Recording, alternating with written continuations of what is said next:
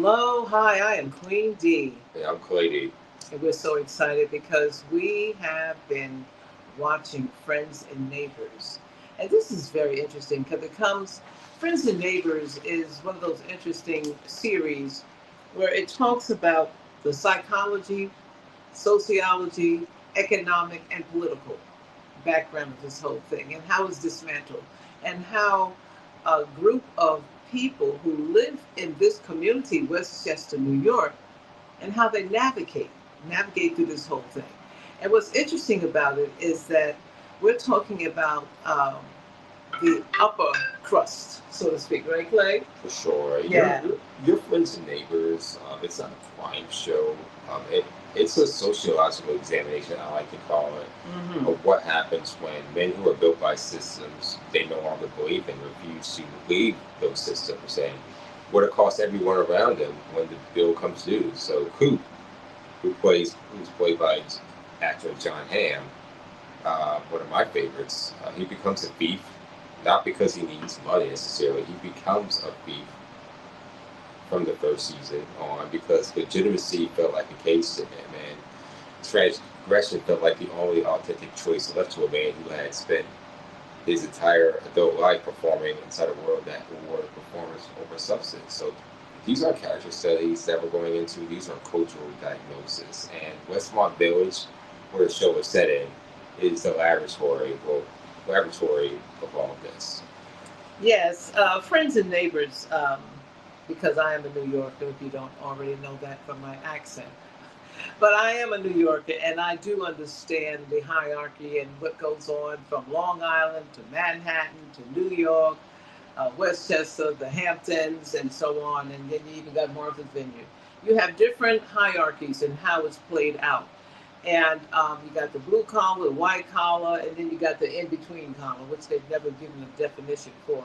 But they really should be an in-between one too, right?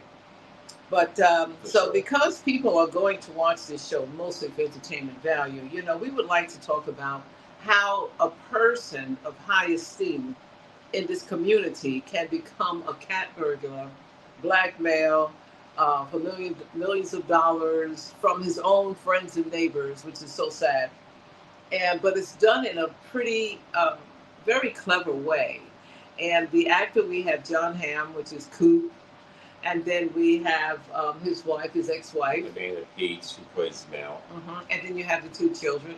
And how about the ex-boyfriend, her ex-boyfriend? I don't remember his name, but Yeah, I don't know his name either. Yeah, but yeah, I just don't. but anyway, the reason why he plays an important part in this, so we're going to research that now if we can find it, is because he is Coop's friend, but also, I believe, her tennis player, a tennis coach that plays tennis with her.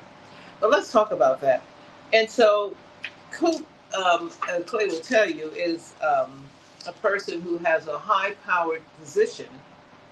He is a former hedge fund manager, right, Clay? Yes, he is. He's a hedge fund manager. Um, he was fired season one. He was fired. First episode, because of his boss had Boss set a him little up. jealous and set him up because he felt he was a little too charismatic, too intelligent. Thought he was going to take his job, which Coop was not really interested in doing that. Coop was just a hardworking man, and it shows in the beginning in season one. He actually showed how he worked his way up to the top because of his wife and children. And that's what it was really about for him at that time. He was interested in taking his boss's job, but his boss, being in a powerful position, wanted to secure that. So he wanted to fire him.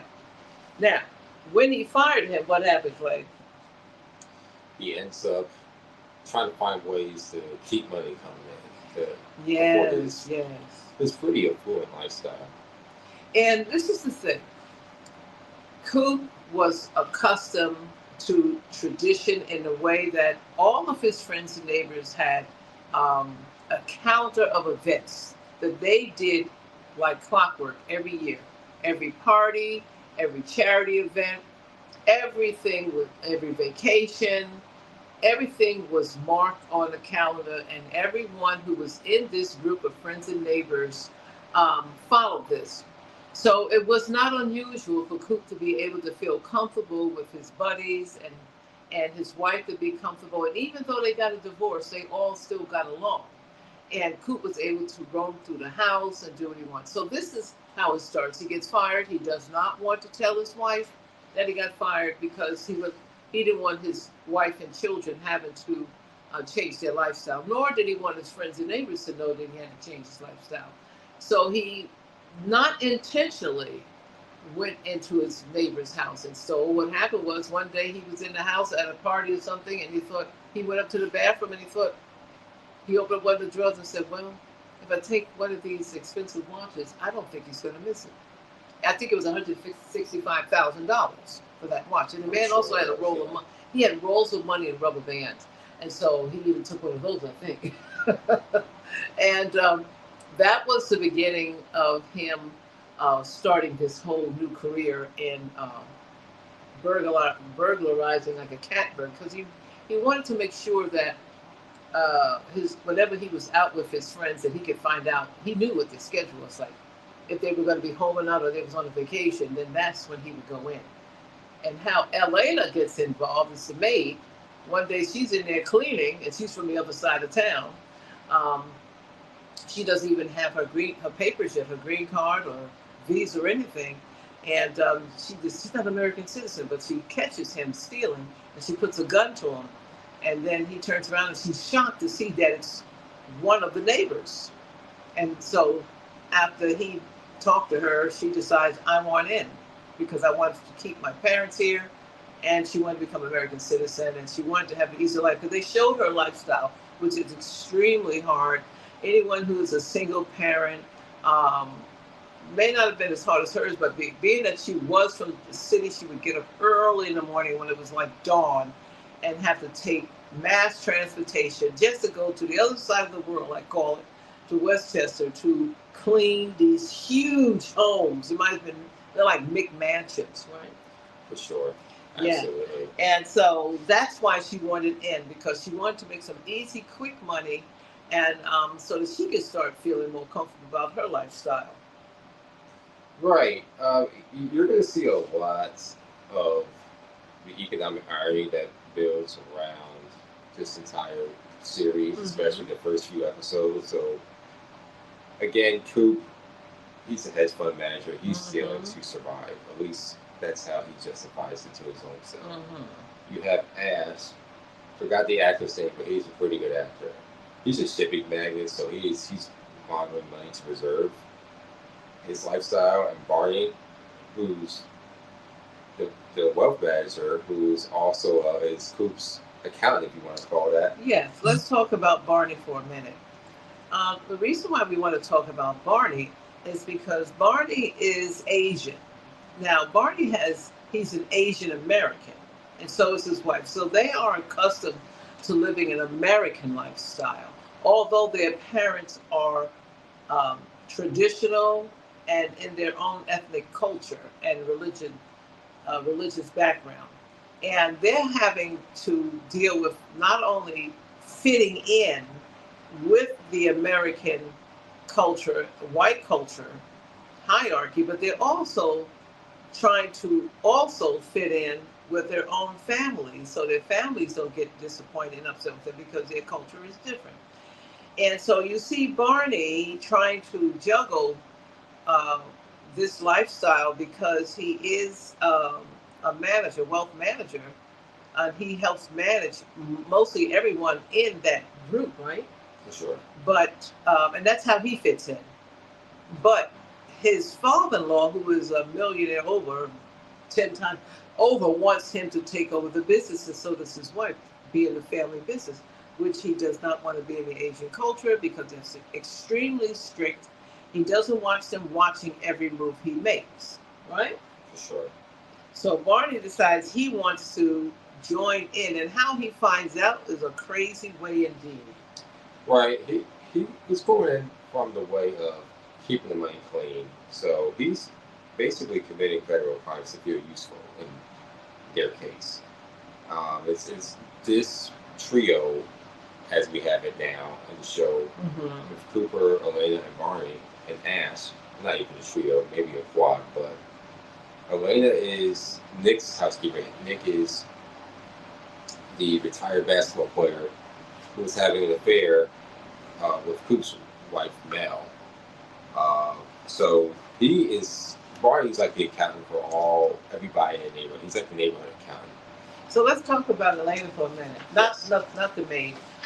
She is the maid. No, not her. I wanted to talk about Coop's having an affair with the other actress. Yeah, Olivia Munn. Olivia Munn. Yes, and her name in the show is Sam. Sam. Now, this is how Coop gets in trouble. Coop decides one night, I'm going to steal something from Sam's house, the girl he's having an affair with, which is crazy. And her husband and her are having a tumultuous relationship. She's angry with him because she was the affair first, and then the husband went and found another woman to have an affair with, and wanted to be with her, so they was going to get a divorce. And but he realized that it was just a fling. He wants to stay with her, Sam. So Sam is saying, I want a divorce, but okay, Sam's being very clever. She's like, she wants everything. And he's like, please don't divorce me. He says, so he writes his suicide note and saying that if you don't stay with me, I'm going to kill myself. Even though a couple of days before that, he was having an affair right in front of her, in front of all the other women at the poolside clubhouse. How dare he feel that he's in the right? So she gets the note, and she's like, I want this divorce. And it's like, no, I'm going to kill myself. So he takes a gun to his head, and she's like, what are you doing? He says, I'm going to kill myself. And he shoots himself in the head, commits suicide right in front of her, and falls over. She freaks out. And was she already in the house upstairs in another room? It was a huge house. It was on a FaceTime. Yeah, it was a FaceTime. But she comes home, and she's frightened, and he's laying in a puddle of blood. And how Coop gets involved is Coop comes in the house to steal. Not looking down, he slips on the man's blood, and it gets all over him. It was disgusting. And he tries to clean it up, and there's so much blood, and he tries to get out of it, but they end up getting arrested. And what happens is he's arrested for the murder of this man because, as it looks, it's because he was having an affair with the man's wife. And so how he gets exonerated was because he caught one of his friends and neighbors again. She was having an affair with her daughter's boyfriend, and he says, I don't have money to pay you, but I got you on my phone having an affair. I heard you having an affair with your daughter's boyfriend. And then she's like, oh my God, please don't tell me. He says, but then you're going to have to be my attorney. It's crazy, right? And so that's what happens with that. So she decides to work with him to get him exonerated.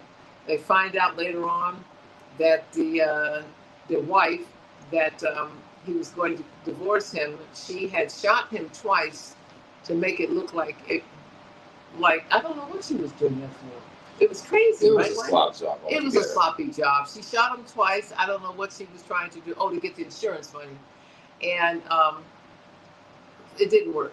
So she ended up going to jail and having to do community service. I don't know, it was 6 months. I don't even know if it was a year. But John gets out, and he's back out, and he's trying to get his life together. And now he's got to make amends to everyone. And the family, and he's got a daughter and a son, and everybody's looking at him, and they're embarrassed about him, and he's like feeling like a piece of you know what. And so this is how this show really gets amped up. For sure. Yeah, I mean, this is all basically a class mobility track. So there's a whole lot that's involved here.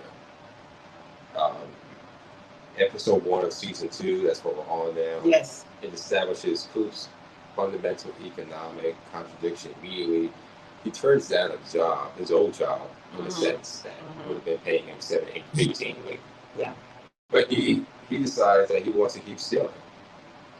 So the economic philosophy here is documented. You can call this loss aversion, the phenomenon where people weight potential losses more heavily than equivalent gains, and that explains a part of it. So him taking that Bailey Russell job, which is the name of the company in this show, obviously meant returning to a version of himself that he had been consciously been rejecting, and the financial logic said take it, but the psychological cost was accepting that nothing has changed, which is kind of like a red pill, blue pill type of his boss offers him to come back, and which was kind of odd that he would offer him to come back, but the boss wasn't using him as a slave anyway, because he knew he was a good worker. But he turns it down, even though he offered him back, get back in society with everybody, and he turns it down because he got a thrill out of cat burglarizing, and stealing. He got a thrill out of it. Plus, it was easier, quicker money. So let's talk about the person that he goes to give to the pawn shop. His first time going to a pawn shop, it was this really tough exterior woman. Yeah, named Lou. She's a Lou is pawn shop owner owner who also runs, I guess, the underground business inside of it. She decides to work with Coop on many conditions. So that's how the operation took place. And that's how Lou gets involved, because what happens is he brings in money, brings in items to her, and then she checks it out. She decides whether or not it's worth it. And he thought it was going to be simple with her, but she let him know this is business, and if you don't do right, I will hurt you. Right. And she was not playing. Her employee inside the shop. Right. He got witness to see that this woman was not playing. She was ready to kill this man for not bringing back the money, because she makes almost a double profit off everything he brings in. And so you would think that he would want to get out of this, but psychologically, he doesn't. And so what happens is he stays under the radar, thinking he can continue this with his new partner, the maid, and they go, because she knows what houses or who's going to be home, are they on vacation. She gets the info and from friends probably that she talks. They don't know that she's robbing, but she gets that information, and they're able to do this. What happens is this one time, his accountant, his financial accountant, is with him, and they go out to eat in a restaurant, right? Yes. And what happens in there? Right. Well, once he goes back to the restaurant, he really just begins to. He was really feeling good too. He was feeling good. He was shaking hands. He was doing the schmoozing. Elbow rubbing. It was almost a glimpse into his own lifestyle. Again, which he might miss some aspects of it, but there's another part of him who kind of liked the whole low level. Well, I don't want to call it low level, but the thievery that he began to. But he must have owed money, and he didn't pay all his money, because he's in the restaurant and they come in. He walks outside, I think, to take a cigarette or something out or something. He walks outside for a reason, and they start beating him up. Yeah. You're making a reference to season 1 where he had went to dinner with his wife and Barney and his wife. But where he had got beat up, essentially he was hospitalized, and so was Barney, because he was hit by a car trying to save him. But yeah, that was just everything going south from Coop trying to manage these two basic lives. And you'll see that now he's caught between a rock and a hard place, because this last burglary that he did was a new gentleman that comes into Westchester who's super rich, and he invites them to his party, a Gatsby party. And everybody who's anybody, he must have over 2,000 people there, goes to this party. Coop didn't want to go, but he knew he had to show up. So he goes to this party, and everyone's having a wonderful time. And he's meeting the owner of the house, Ash. He's meeting, and all of his friends and neighbors are meeting him, and they're all talking in a circle. He thinks that he can go back secretly later, maybe the next day or whatever, and steal from this guy, which I thought was insane. He thought, well, he doesn't have all of his burglary equipment up yet. It's impossible. There's cameras and everything. So I'm just going to steal something so I can pay off Lou and pay off all my debts. Well, it didn't go right because, and this is what I said, it's incredible that he would think that. This is where Coop doesn't think. If the man has got over $20 million and you're thinking he doesn't have equipment set up, why would you think that? He's having a big party at his house. Not a small party, like over 2,000 people. You don't think he's going to have some type of security? You don't think he has enough money to have security cameras and stuff put in? He's got that kind of money, so why would you think? But see, Coop was thinking that, he was thinking about the traditional cameras. This man had state-of-the-art AI technology in his house, hidden behind books and pictures and things like that. Coop was not aware of that. So when he steals, he thinks he's home free until the next day he goes to his office and the man that he stole from is sitting and he goes, what are you doing off? He says, I knew you was an interesting man. And he shows on phone how he's stealing. Expensive leatherback gold leaf book. Unbelievable. Yeah, Coop has been building this alternative economy, one where he controls his own terms, the targets, and the moral framework. Because even in that particular scene where he gets busted, he was like, what are you doing in my office? So, and he had the nerve of him, right? The nerve of him. But he's decided who deserves to lose something. Like, there was this one pet owner who deserved to lose it. So he's like, well, he didn't really care about it anyway. So he could toss a $165,000 pen in the drawer without even noticing. And so there is a Robin Hood philosophy that's involved, except Coop is not giving to the poor. He's really just giving to himself. Exactly. And he knows it. Yeah. And the show knows it. And the audience is asked to hold both the entertainment value and the moral bankruptcy simultaneously. Absolutely. Now, let's talk about, we've talked a lot about Coop and his personality, and Barney and the maid. Mm-hmm. Let's talk about the wife, Amanda Peet, right? Yes. Whose name Mel. is Mel in this show. Mm-hmm. Now, Coop has an ex-wife named Mel. Yes. And he also has a sister who is bipolar. And a very neat dad and a narcissist mom. A very strange combination indeed, but it happens that way. But Mel is an A-type personality. She's a go-getter. She lights up her room when she's there. She's fun. She's exciting. Everyone loves being around Mel. She's energy. But she's lately not feeling so hot. Now, she was having an affair with Coop's friend, who happens to be an African-American superstar, NBA player, and has got all these brand deals and all, Nick. And the reason why I have to point that out is because not only is she having an affair but breaking it off with him, but the fact that he's African American and he is the only African American except for one of Mel's friends as well, who's married to somebody I don't even know who she's married to. I think her name's Rebecca. But the point I'm trying to make is what makes him fit in is not only is he tall and good looking, but he's also an ex-NBA all-star, superstar. So he's kind of like one of them, quote unquote. He fits in.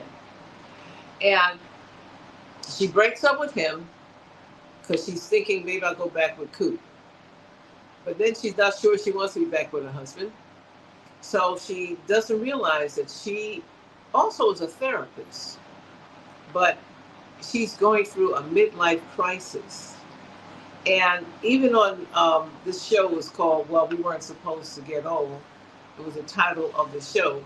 It's because they didn't realize that becoming 50 would be so traumatic. It's like a turning point in their life. She's going through a midlife crisis with premenopause, which she doesn't realize. he's going through a midlife crisis because of the divorce, and now he doesn't want to work. He just wants to rob people quietly in their homes. That's how you know that with a bad back. That's with a bad back. He's got to have a bad back, and he's always got to keep having people pick him up. How you going to rob a house and then fall over and can't get up? Oh, it's like, you need I fell, I can't get up. Like, okay, like, okay, Coop, it's time to retire. I got to get up. Yeah, right. But so she is having hot flashes. She's always angry or a lot of anxiety, and she's just like a piece of work right now. And her daughter can't really stand her. The son, he's doing his own thing, and they're the typical spoiled teenager. Daughter's accepted in Princeton. She gets there. She has the nerve to call the headmaster by his name instead of, not even a mister. And he goes, so why do you want to go to Princeton? She says, isn't obvious? My parents spent like $25,000 here every year or something like that, And so she decides she doesn't want to go to college, which freaks them out because they got all the Princeton, yeah, all the Princeton alumni, alumni, all the stuff, paraphernalia, yeah, that's what I'm looking for. Tigers, and they got everything for it. She's like, I'm sorry to disappoint you, but I'm not going to college. Yeah, so Tori rejects Princeton. She rejects the path. Yeah, Tori is. She doesn't want to be like her parents. She doesn't want to be a tiger. She doesn't want to wear the black, white, or orange. And she gets asked by her mother, "What is your plan?" She says she doesn't even have one yet. And the show treats that as the most honest answer anyone has given in 3 episodes so far this season. And let's talk about Tori, because Tori sees her parents for who they are. They're supposed to be this sophisticated, well-established, affluent family who is dysfunctional, and she sees that her aunt is taking meds because she's bipolar. Her brother got in trouble several times because he started dating some girl and got into drugs, but he got himself straight. And her father, she sees that he's not doing anything after he got fired that she knows of. And her mom is just acting crazy. She's not able to go to work. She's just doing all kinds of crazy. So she looks at her family when they say, well, how come you don't want to go to college? And she says, isn't it obvious? I don't want to be like you. Is this how I'm going to end up? Which was like a really low blow to the family. She said in front of everybody at the party. And so it kind of shows you that even though they have the big, beautiful home, they have the so-called social status, they have the money, and the socialite friends, and all the women wears a Cartier bracelet, because diamond bracelet, that means you're in. It's like an unspokenness. And yet and still, no one seems to be extremely happy, or I should say normally happy. I mean, we all go through trials and tribulations in our life. But as she's looking at the fact that I thought that my parents could do better. Yeah, for sure. And the show does a good job of making this a dark humor. Yeah, it's like a comedy as well drama. As kind of like a TGIF ABC sitcom from back in the day where you have the parents, the father comes to the bedroom. Now, DJ, you weren't supposed to be there, like Full House. So the show does kind of become Full House or Family Matters for like a one scene or two. But then it goes back to being a thriller. Well, a what drama, they do, or a comedy. and what this show does is helps you to think about all the different things: the sociology aspect, the psychology aspect, the economical aspect. All of these go into play because it shows you it's a show of entertainment. It's to let us laugh at rich people and their problems, but it's not really about that. It's much deeper than that. Because you could be a blue collar worker or you could be low income and still have these problems. It's just that the neighborhood is different, dressed different, and you're dressed different. But the problems are basically the same, and it just has different levels of it. you know. But the problems are the same. It's just that here we can look at it and say, you thought you had everything, but we can see you don't because you're rich and you got problems. Well, guess what? You can be poor and have problems. Right? It just, just labeled differently. It looks differently, but the problem is still there. And that is life, isn't it? It certainly is. And let's talk about the political framework. Yeah, let's talk about the political part. There is an institutional legitimacy in who gets protected. The show's political argument emerges most clearly in how it handles consequence. So Coop gets caught robbing Ash's house. Ash, who is on the OFAC list for doing business with sanctioned states and dangerous actors, responds not by calling the police, but by blackmailing Coop into helping him launder $1 million through a legitimate hedge fund. So the political implication is explicit. It's institutional legitimacy. It is not a moral category. It is a financial term. So Ash is technically the bigger criminal here. He has the backing of international shipping infrastructure, government watch list, and enough capital to purchase protection at every level. So Coop is technically the smaller criminal, and he is the one who's being coerced. So this merits a documented reality of financial crime enforcement. The SEC, the Securities Exchanges Commission, and the Department of Justice, they pursue middle-tier financial criminals with significant resources. The larger financial actors that are involved, those moving money for sanctioned regimes, those running regulatory arbitrage at scale, they often negotiate consent decrees, or they pay fines or continue operating. Oh yeah, absolutely. And there's a part where the mother and the daughter are together, and the mother's trying to make sense of why her daughter doesn't want to go to school, and it even goes even into the social part where the daughter is always competing with one of the ladies' neighbor's friends, and that's her girlfriend, kind of, sort of, how it is with these kids, and they play tennis together, and so she's used to playing tennis with this girl. She's always worried about whether she can beat this girl in competition, and then when she decides she's not going to college and she decides to go play tennis with them, all of a sudden she sees the girls all talking about, I guess, what colleges they go to, and everyone had something in common. And for the first time, she felt the sting of not really fitting in. And so she goes to her father's house to stay for a couple of days because she's angry with her mother. And then her mother asks her, well, what do you want? She says, I don't know, which is an honest thing. So we're not looking at it from a viewpoint of, failure. Is like it says here, like I wrote down, said it plays on the most honest thing that everyone wants to know. Like, I don't know, like, what do I want? Because sometimes you really don't know at that age what you want, and sometimes even when you're going through a midlife crisis and you're making changes in your life, you don't know what you want. You're reflecting, and you're trying to decide what will make you happy.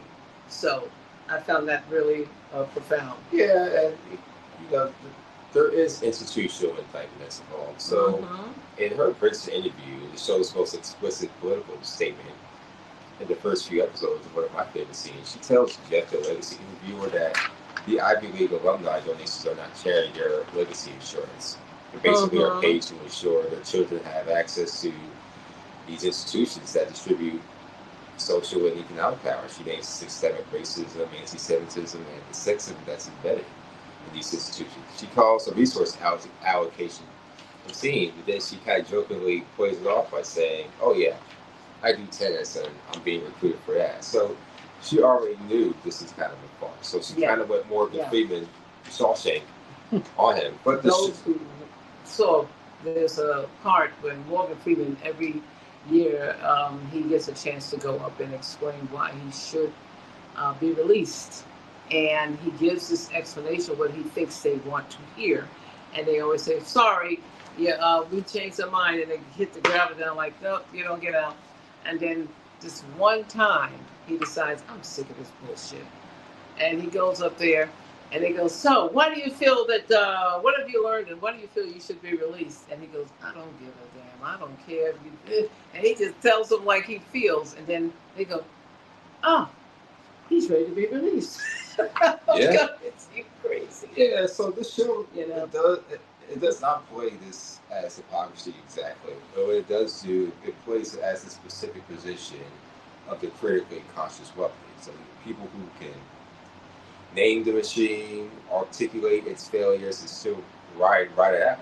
And because opting out has its own costs that land on people with less Right. insulation. So Tori isn't necessarily being two-faced. She is being precisely honest about the contradiction. And the show just a contradiction that it's having. So let's talk about the sociological framework. Westmont Village, this fictional town in the story, and its social ecosystem. So Westmont Village, it focuses as a closed prestige economy, a social system where status is continuously negotiated through visible markers of taste, access, and proximity to power, and even dog crap. Oh yes, yeah.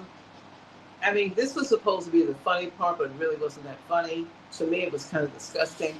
But it's a part where a neighbor, a young lady, moves in next door to Coop's ex-wife, Mel, and she's walking out to her yard and she keeps stepping in dog crap all the time.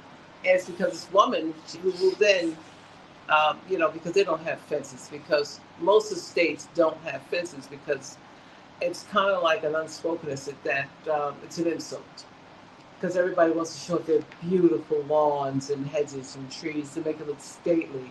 And so, therefore, the estates never have gates, except for the part where you have to drive into the gated community, some of them.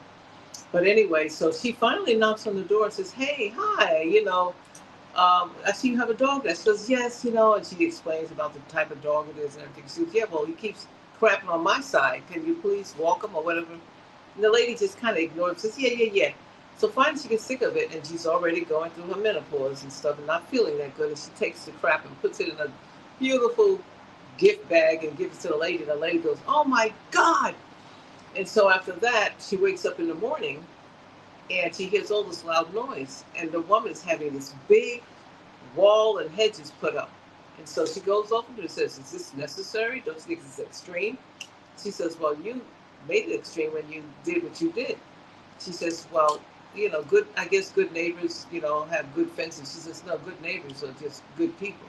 And she walks off with a dog, which is interesting because the lady was offended from what she did, but at the same time, she had the right to do that. If the lady had the right to put a fence up, and I feel Mel had a right to say, "Hey, I've asked you several times with your dog," but because of these neighbors, it's like if you do one thing wrong, it causes a problem because everybody's supposed to get along, and you see that.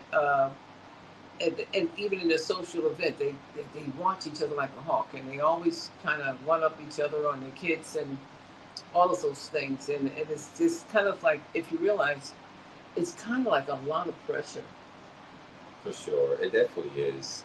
Yeah. And there's just a lot more that you can just deep dive into this, like social punishment and exclusion. So Sam Levitt, her art throughout these first few episodes is the show's most prestigious sociological portrait of social ostracism as community function. She was charged in connection with her husband's death. She pleaded down the misdemeanor. She paid her legal debt, and Westmont Village has its own court for the public opinion, and that one shows no mercy. Right, because even though she got off and did her whatever she was supposed to do to be released, and she did the time for the crime. Even when she got out, she wasn't accepted. She was blackballed, even down to the fact that her child was not invited to the birthday party, and she was so hurt by that. She goes, "How could you do this?" As the probability goes, "Well, you gave me no choice." And she says, "What do you mean? There's always a choice." So, but the woman felt like if she lets her go, invites her child, that means she's going to show up, and then all the other ladies going to be mad with her. So it's kind of like again an unspoken. It's like the woman felt her hands were tied. But if you think about it, it's the same thing in job situations, even in our society, in any type of career job. It doesn't matter where this office politics, so to speak. You have all these unspokenness things going on, even with social media. Everybody's trying to one up each other on social media. and we know it's not real. And even if it is real, the bottom line is, my rule, if they're not paying your bills and they're not sleeping with you, and they're not part of your family, why do you really care? Yeah. I've always said that, and that's my nice way of saying it. Yeah. So Henry, Sam's 5-year-old Yeah. son, we just alluded to, it's not invited to his birthday party, not because of anything he did, it's because of his mother. The children become the instrument through which adult social punishment is administered. So this is documenting sociological behavior. Community ostracism rarely operates through direct confrontation.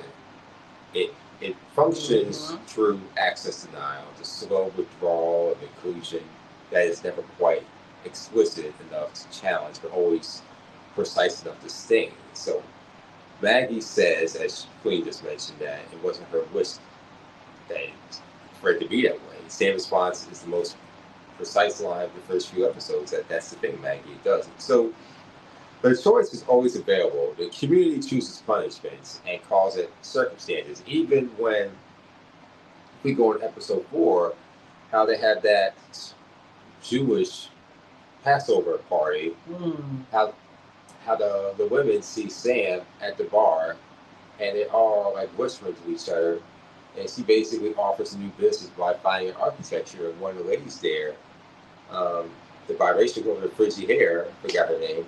Well, let's talk about that though, because the only reason Sam did not want to go to the party, but she did deep down inside. Ash, the billionaire, invited her, so that's why she came, because she sold that $20 million house or whatever to him, or probably more than that. But anyway, so the ladies, although they did not want to accept her back, they knew that they would have no choice because she started dating the billionaire, and he's this handsome, eligible billionaire, and they're like, well, I don't know, I guess we got to play along with this one. And so, because she says to him, I want to leave because of this mean girl thing, I don't have time for it. He says, no, you're going to stay with me. You'll see how they change. And they did start to soften up to the point where at the, like you said, the Jewish party, I'm going to call it party, but I think it was Passover, actually. She gave this beautiful, the best elaborate Jewish Passover dinner I have ever seen. And my mom used to have a lot of Jewish friends in New York, so I know about Passover and these meals and the whole thing. And I'm telling you, what was interesting is that she was married to an Indian man. Yeah. And she was Jewish, and she invited all of her neighbors and friends and made them read from the Bible or the Quran and sing as if they were Jewish too. I thought that was so interesting. But they did it again because they're all wealthy. And I used to always say, wealthy people will stick together even if they don't like each other because they don't want to be with the poor people because they're afraid it might rub off on them. I've said it a million times because I've seen it happen so many times. You'd rather be with people that are in your class than not, because you don't want to have to start again with people you don't know. So you just stay where you are. And that's just the way life is. Again, it's another unspokenness. For sure. Now let's talk about the sociology of that is the sociology about that. Yeah. That is sociology, because it's the unspokenness is where it's a class system. And that can go in politics. Think about it. Even with the Red Caps, the Republican Party, MAGNA, all of that, even the Democrats. It's not that Democrats are better than Republicans. The fact is, each party is comfortable with where they are. Even men. And they won't change. And even if they think that maybe one little thing is right on the other side, they will still stay on their side because they feel they're right. Both parties feel they're right. And so what happens is, even if they may not like something that's happening, they're like, well, we'll just like overlook that because they're still in our family, so to speak. And that's what happens. And It's not right or wrong. It's just life. And we can pass judgment all we want. But I've always said this, and I'll say it again. Trump did not get in office just basically from white people.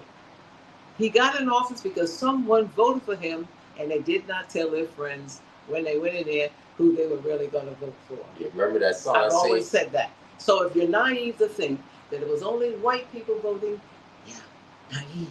Remember because that? People will vote for who they want to vote for. Remember that sauna scene where Coop goes, I thought you guys was going to make that great again.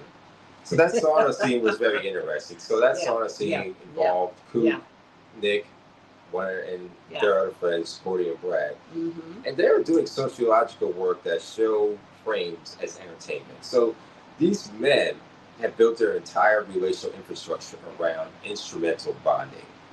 Friendship organized around shared activity, shared financial interests, and shared identity markers, sports, finance, physical decline. The laundry list of injuries they discuss with the same analytical energy they bring to portfolio management. Right. It's very interesting because they're less catty than the women, obviously. But when Coop gets arrested in front of his own son in his neighborhood, the social consequence is not just illegal. It is the destruction of relational credibility. He had basically rebuilt inside that infrastructure. So the club, that whole, when the men are together, like in the sauna, it doesn't just prove social connection. It really does provide identity legitimacy. And Coop had just had his revoke publicly up back in season 1, and he's worked to get that back. But we'll see how things continue to unfold this season. Let's talk about in the sociology of invisible labor. So Elena is the show's most important sociological character I found. Well, the reason why we can see that is because Elena, again, is the maid. Interesting enough, the maid knows all of the neighbors and friends in that environment, and she knows all the other maids. It kind of reminds you of the help, where all of the help know each other, and they collaborate, they strategically do things, they talk about what's going on with the people, the houses that they clean, and so on and so on. And so Elena, being Latino, has her own family structure at home. Interesting enough, they look like they're having more fun. Did it look like that to you? It does. Like when she comes in for the party, the birthday party? And you see that in a lot more, dare I say, poor communities. People are happy with what they got. They're not miserable about the more first world problems. And the show consistently risks making her a secondary sociological character. A secondary character in general. She's the one who owns the houses. She knows the schedules, who knows when security systems aren't installed yet, who carries a weapon, who passed her citizenship test, who is using every tool available to build something more permanent.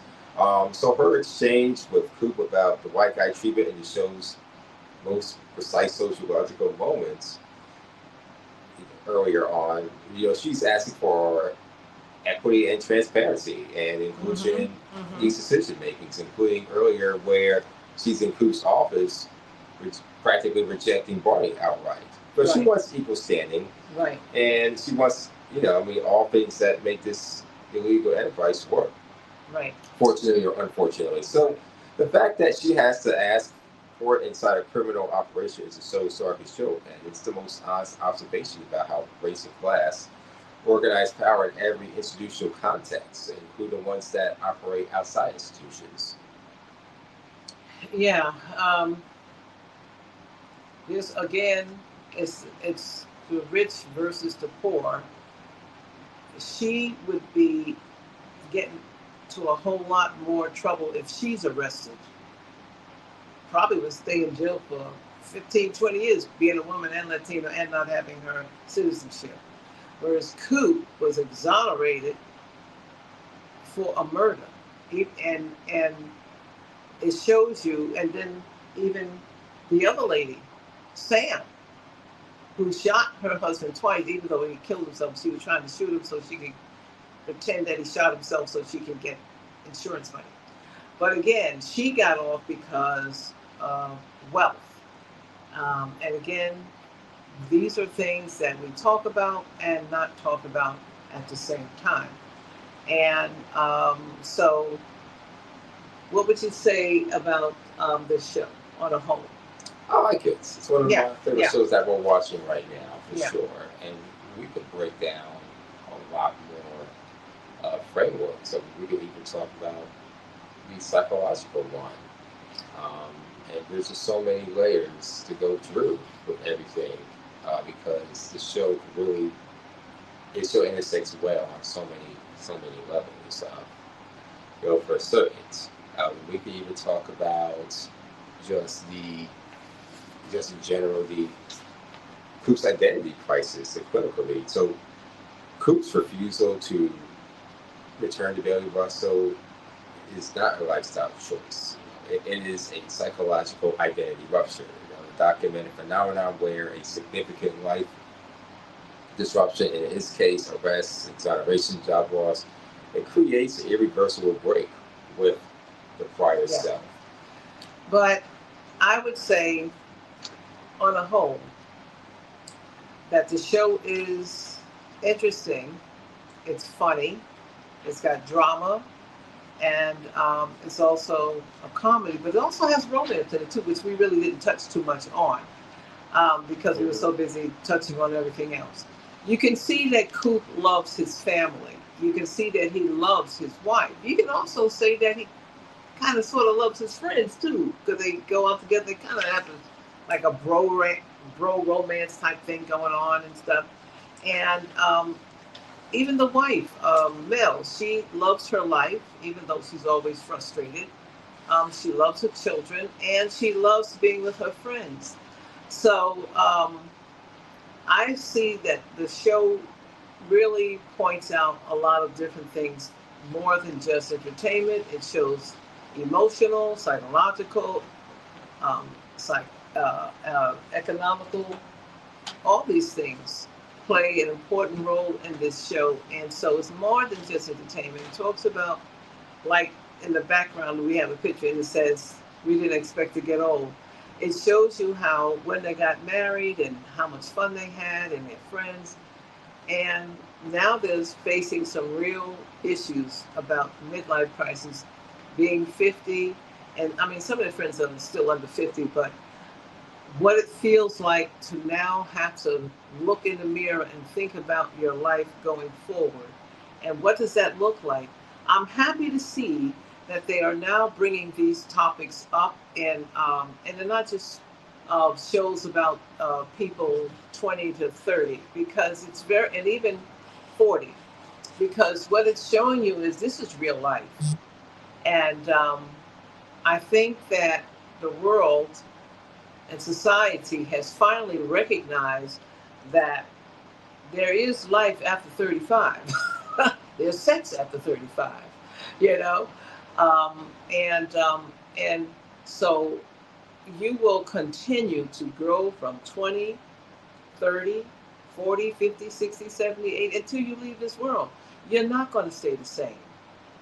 You're going to continue to find ways to evolve, to elevate, to transform, find out what makes you happy. You're going to continue to do that, and that is what you're supposed to do.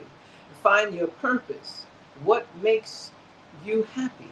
That's what life is all about in the first place, isn't it? For sure. And the show does well covering these grounds.